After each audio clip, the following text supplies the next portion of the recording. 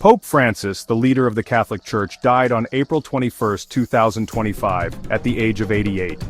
His final public appearance was on Easter Sunday, April 20th. He appeared frail and used a wheelchair. Despite his condition, he blessed the faithful from a balcony in St. Peter's Basilica. Later that day, he greeted crowds from the Pope-mobile in St. Peter's Square.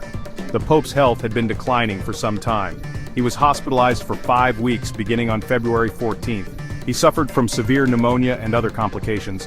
Doctors even considered stopping his treatment at one point. He was released on March 23rd but advised to avoid crowds and rest. Despite his health challenges, Pope Francis continued to carry out his duties. On Easter Sunday, he met with U.S. Vice President J.D. Vance. This meeting was significant because the two had clashed in the past. Vance had defended the Trump administration's immigration policies, which Pope Francis criticized. Pope Francis's papacy was marked by both compassion and controversy.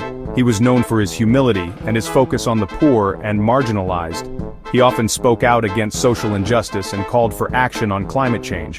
However, he also faced criticism for his views on homosexuality and the role of women in the church. Pope Francis's final Easter message reflected his concerns for the world. He expressed worry about rising anti-Semitism. He highlighted the humanitarian crisis in Gaza, calling for an end to the violence. He also called for peace and reconciliation in the Middle East. The situation in Gaza was particularly close to the Pope's heart. He had long been a vocal critic of the violence in the region. He had condemned both Israeli airstrikes and Hamas rocket attacks. He had also called for the release of hostages taken by Hamas. Pope Francis placed great importance on interfaith dialogue, particularly with the Jewish community. He believed in building bridges of understanding and respect. He condemned anti-Semitism in all its forms and actively sought closer ties with Jewish leaders worldwide. His efforts were not without their challenges. Some of his statements and actions sparked controversy within the Jewish community. For example, a Vatican nativity scene depicting Jesus in a keffiyeh drew criticism.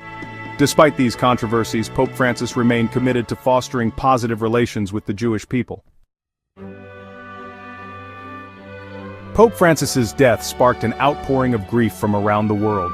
Leaders from across the globe, including Israeli President Isaac Herzog and Palestinian Authority President Mahmoud Abbas, mourned his passing.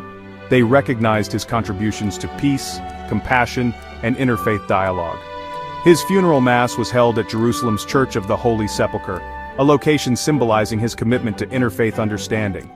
The event drew mourners from all walks of life, highlighting the global impact of his papacy.